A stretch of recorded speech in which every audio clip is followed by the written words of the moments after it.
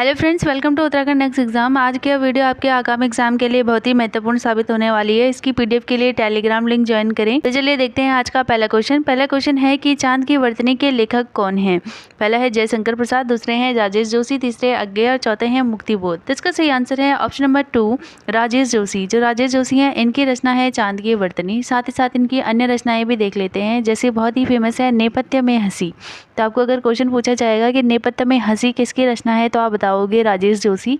साथ ही साथ इनकी अन्य रचनाएं हैं बच्चे काम पर जा रहे हैं, जो कि हमको एनसीईआरटी में भी देखने को मिलती है। ये वाली कविता जो है बच्चे काम पर जा रहे हैं, और दो पंक्तियों के बीच में अच्छे आदमी, ये सब याद रखना आपको राजेश जोशी से। नेक्स्ट क्वेश्चन है कि टिप्पणी लिखने के बाद सहायक अधिकारी किस ओर हस्ताक्षर करता है। पहला है दाहिनी ओर, दूसरा है बाईं ओर, तीसरा है मध्य में और चौथा है कोई भी नहीं। पहले तो जान लेते हैं टिप्पणी क्या होती है। तो टिप्पणी जो है विचाराधीन पत्र को निपटाने के लिए यह जारी की जाती है टिप्पणी, और इसमें जो सहायक अधिकारी होता है वह दाहिनी ओर अपने हस्ताक्षर करता है। तो ये याद रखना आपको कि दाहिनी ओर हस्ताक्षर करता है इसमें। नेक्स्ट क्वेश्चन है कि कृतवाच्य में क्रिया का संबंध होता है। पहला है कर्म से, दूसरा है भाव से, तीसरा है कर्ता से और चौथा है किसी से नहीं। तो इसका सही आंसर आ जाएगा ऑप्शन नंबर 3 कर्ता से। जो कृतवाच्य है इसका संबंध आ जाएगा कर्ता से, भाववाच्य का संबंध आ जाएगा भाव से और कर्मवाच्य का संबंध आ जाएगा किससे, कर्म से। नेक्स्ट है कुमाऊनी लोकोक्ति काल गोरु को दूध पछाण का अर्थ है। पहला है सूक्ष्म गुणों को भी पहचान लेना, दूसरा है अपनी गाय का दूध पहचान लेना, तीसरा है काली गाय का दूध पहचान लेना और चौथा है बुरे गुणों की पहचान करना। तो इसका सही आंसर है ऑप्शन नंबर ए सूक्ष्म गुणों की भी पहचान कर लेना, इसका अर्थ होता है। नेक्स्ट है गढ़वाली कहावत कितला को नाग और बिरला को बाघ का अर्थ है। पहला है भारी भ्रम हो जाना, दूसरा है कितले का नाग और बिल्ली का बाघ हो जाना, तीसरा है बहुत ही दयनीय स्थिति और चौथा है कुछ समझ ना आना।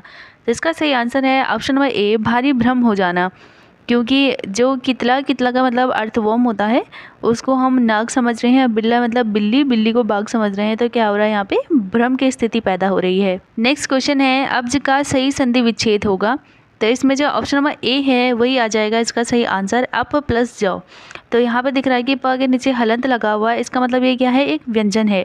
और जब व्यंजन का व्यंजन के साथ संधि होती है तो इसमें कौन सी संधि आ जाएगी अब्ज में, तो इसमें व्यंजन संधि आ जाएगी। नेक्स्ट क्वेश्चन है अभ्युदय में कौन सी संधि है। पहला है गुण संधि, दूसरा है अयादि संधि, तीसरा है दीर्घ संधि और चौथा है यण संधि। तो जब हम अभ्युदय का संधि विच्छेद करेंगे तो हमारे पास आ जाएगा अभि प्लस उदय। तो जब ये अभि प्लस उदय जो है ये ऊ का क्या बन जा रहा है, यहाँ पे य बन जा रहा है। तो हमें पता है य और वो जहाँ पे बनता है वहाँ पे क्या आ जाती है, सीधे सीधे यण संधि यहाँ पे आ जाती है। नेक्स्ट क्वेश्चन है निज भाषा उन्नति अहे सब उन्नति को मूल, बिन निज भाषा ज्ञान के मिटे न हे को सूल। प्रस्तुत पंक्ति में कौन सा छंद है। पहला है सोटा, दूसरा है दोहा, तीसरा है रोला और चौथा है हरि गीतिका।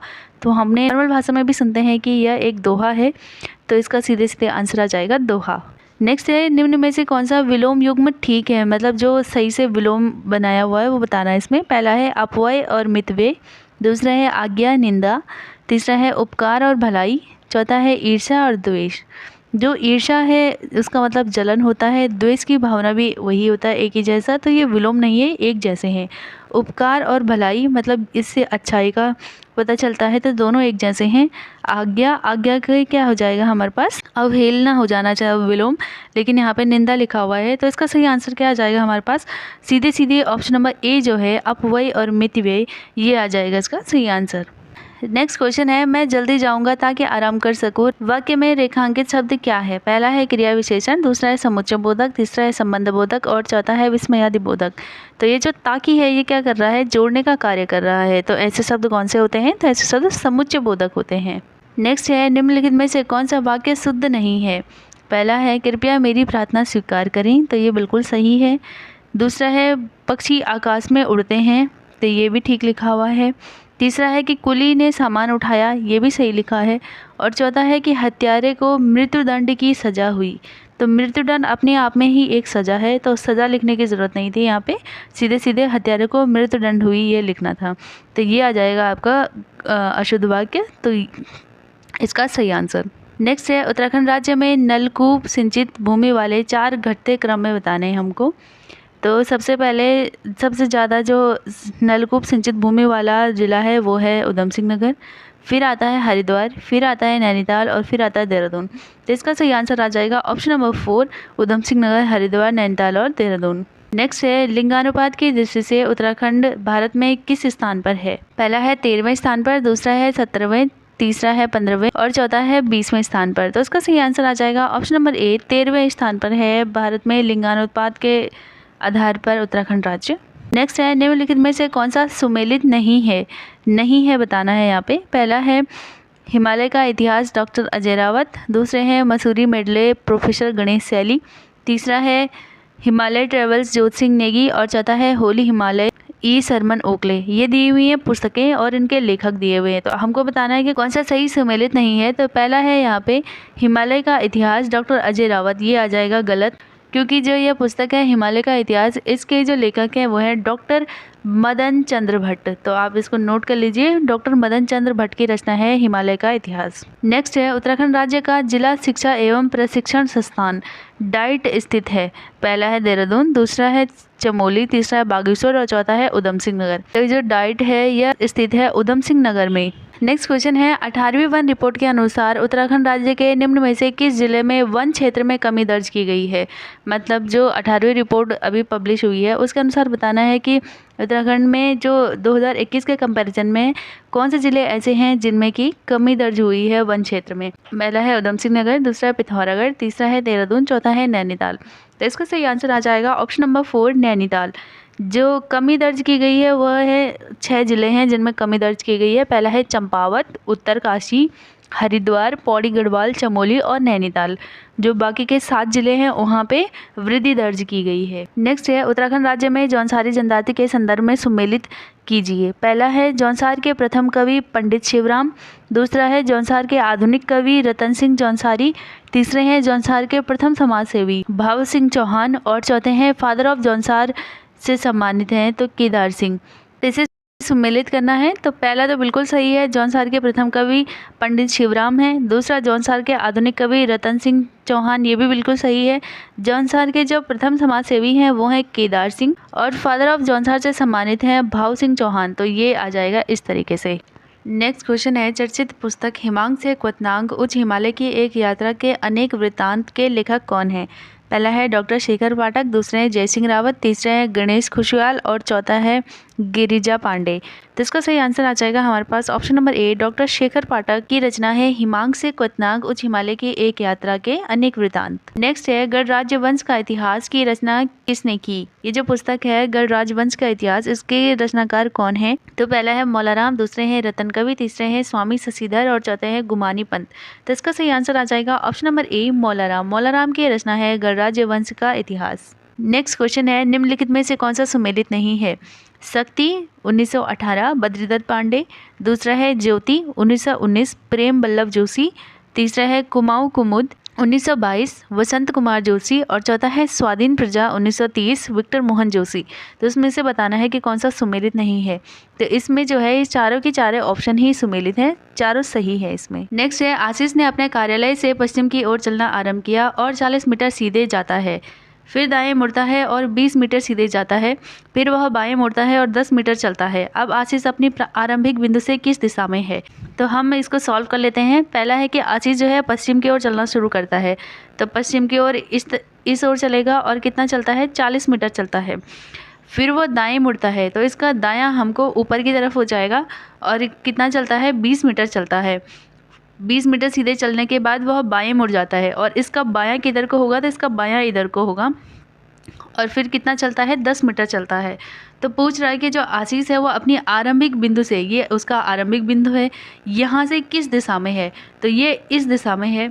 तो हम इस दिशा को क्या कहते हैं? उत्तर पश्चिम दिशा कहेंगे। तो इसका सही आंसर आ जाएगा ऑप्शन नंबर सी, उत्तर यहाँ पे पश्चिम है, उत्तर पश्चिम दिशा। नेक्स्ट क्वेश्चन है 1 जनवरी 2006 को रविवार था तो 1 जनवरी 2010 को कौन सा दिन होगा? तो इसको सॉल्व कर लेते हैं। तो यहाँ कह रहा है कि 1 जनवरी 1 जैन 2006 को कौन सा दिन था? रविवार था। तो इसको मैं संडे लिख लेती हूँ और 1 जैन 2010 को बताना है कि कौन सा दिन है। तो जब हम 1 जनवरी 2006 से 1 जनवरी 2007 में जाएंगे तो ये एक दिन आगे बढ़ जाएगा, ठीक है, तो इसमें मैं सीधे सीधे ऐसे बना लेती हूँ कि 2006 के बाद 7 में जाएंगे तो कितना बढ़ जाएगा, 1 दिन बढ़ जाएगा। जब हम 2008 में जाएंगे तो ये 8 क्या होता है, लीप वर्ष होता है। और जब भी हम लीप वर्ष में जाते हैं तो 2 दिन आगे चले जाते हैं। फिर 9 में जाएंगे तो फिर 1 दिन आगे, और 10 में जाएंगे तो फिर 1 दिन आगे हो जाएगा। तो इसका सही आंसर, इन सबको प्लस कर देंगे तो 2 3 2 5। तो जब हम रविवार में 5 दिन और आगे ऐड कर लेंगे, तो रविवार में जब हम +5 करेंगे तो हमारे पास कौन सा दिन आ जाएगा, तो हमारे पास शुक्रवार आ जाता है। तो ऑप्शन नंबर 3 जो है इसका सही आंसर आ जाएगा। नेक्स्ट क्वेश्चन है, एक ही पासे के 2 अलग अलग स्थितियों को दर्शाया गया है। यदि 4 सबसे नीचे है तो उस संख्या का चयन कीजिए जो सबसे ऊपर होगी। तो यहाँ पे दिया हुआ है कि ये 3 और 3। तो जब भी हमें ऐसे देखने को मिलता है कि 2 एक जैसी संख्याएं हैं तो उनको एक साथ लिख लेते हैं। फिर हम इसको इधर को घुमा लेंगे तो 6 लिखेंगे, 2 लिखेंगे। फिर इसके नीचे हम ऐसे लिखते जाएंगे, तो 6 के नीचे हम 4 लिख लेते हैं और 4 के नीचे हम 1 लिख लेते हैं। तो जब हमें पता है कि, तो इसका मतलब यहाँ पे 5 छूट गया, तो यहाँ पे 3 के नीचे 5 हो जाएगा। 6 के विपरीत कौन सा हो जाएगा, 4 हो जाएगा। तो कह रहा है कि 4 जो है सबसे नीचे है, तो 4 का विपरीत क्या है, 6 है। तो 6 क्या आ जाएगा, सबसे ऊपर आ जाएगा। तो 6 कौन सा ऑप्शन में देखने को मिल रहा है, तो 6 हमको चौथे ऑप्शन में देखने को मिल रहा है, ये आ जाएगा इसका सही आंसर। नेक्स्ट क्वेश्चन है, अंग्रेजी वर्णमाला में बाएं से 25वें अक्षर के बाएं से 13वां अक्षर कौन सा होगा। तो अंग्रेजी वर्णमाला आते हैं ABCD, तो यहाँ पे लिख लेते हैं ABCD करके। जब हम ऐसे ABCD करके पूरी वर्णमाला लिख लेते हैं, अल्फ़ाबेट लिख लेते हैं, तो हम देखते हैं कि बाएं से 25वां, तो हम जब इधर से चलेंगे इधर को तो हम देखेंगे कि 25वां जो अक्षर है वो कौन सा है, क्योंकि 26 तो पूरे टोटल होते हैं, तो 25वां कौन सा आ जाएगा, Y आएगा। अब कह रहा है कि इसका बायां, तो इसका बायां इधर को होगा, ठीक है। तो जब हम इसका बायां देखेंगे तो हमें बाएं से 13वां देखना है। तो यहाँ से जब हम 1 2 3 4 5 6 7 8 9 10 11 12 13वां अक्षर जो है L आता है, तो ये आ जाएगा आपका सही आंसर। तो इसका सही आंसर आ जाएगा L। नेक्स्ट क्वेश्चन है, दुनिया का पहला floating theme park the ridge किस देश में बनाया जाएगा। पहला है सऊदी अरब, दूसरा है ओमान, तीसरा है इराक, चौथा है UAE। तो इसका सही आंसर आ जाएगा ऑप्शन नंबर A, सऊदी अरब। सऊदी अरब में बनाया जा रहा है पहला फ्लोटिंग थीम पार्क, जिसका नाम क्या है, द रिज। नेक्स्ट क्वेश्चन है, इंदिरा अम्मा आवास योजना किस राज्य सरकार द्वारा शुरू की जाएगी। पहला है तेलंगाना, दूसरा तमिलनाडु, तीसरा है उत्तराखंड और चौथा है केरल। तो इसका सही आंसर आ जाएगा आपके पास option number A, Telangana. Telangana राज्य द्वारा शुरू की जा रही है इंदिरा अम्मा आवास योजना। नेक्स्ट क्वेश्चन है, हंगरी के नए राष्ट्रपति कौन बने हैं। पहला है थॉमस सुल्योक, दूसरे हैं बॉब जोन्स, तीसरे हैं ट्रंप और चौथा है इनमें से कोई नहीं। जिसका सही आंसर आ जाएगा ऑप्शन नंबर 1, थॉमस सुल्योक जो है ये बने हैं हंगरी जो देश है वहाँ के नए राष्ट्रपति। नेक्स्ट क्वेश्चन है, P और Q की वर्तमान आयु 5:8 का अनुपात है। 4 वर्ष बाद उनकी आयु में 2:3 हो जाएगी। तो Q की वर्तमान आयु आपको बतानी है। तो हम यहाँ पे लिख लेते हैं P और Q। इनकी जो वर्तमान आयु है, जो प्रेजेंट आयु है इनकी कितनी है, 5 और 8 है। कह रहा है कि 4 वर्षों बाद, तो 4 वर्ष बाद क्या हो जाएगा, हम इनकी आयु को x मान लेते हैं। तो P की आयु कितनी हो जाएगी, 5x और Q की आयु हो जाएगी 8x। तो जब हम 4 साल बाद इनकी आयु कितनी हो जाएगी, 5x + 4 और 8x + 4 हो जाएगी। और दिया है हमको 2:3 दिया है हमको यहाँ पे, तो हम इस तरीके से लिख लेते हैं। तो एक समीकरण बन जाता है हमारे पास 5x + 4 / 8x + 4 = में आपका आ जाएगा 2:3, क्योंकि ये दिया है 4 साल बाद। तो जब हम इसका क्रॉस मल्टीप्लाई करेंगे तो इस तरीके से होगा, 5 × 15 हो जाएगा यहाँ पे, तो ये 15x आ जाएगा और 4 × 12 हो जाएगा। इसी तरीके से 2 का इसके साथ करेंगे तो 16x + 4 दूने 8 हो जाएगा।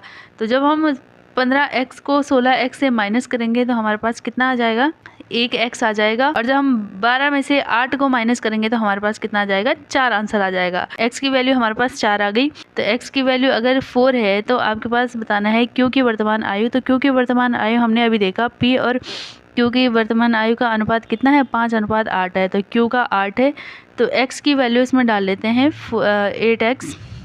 x की वैल्यू हमारे पास 4 आ जाती है, तो 8 जगह कितना आ गया हमारे पास, 8 जगह 32 आ गया।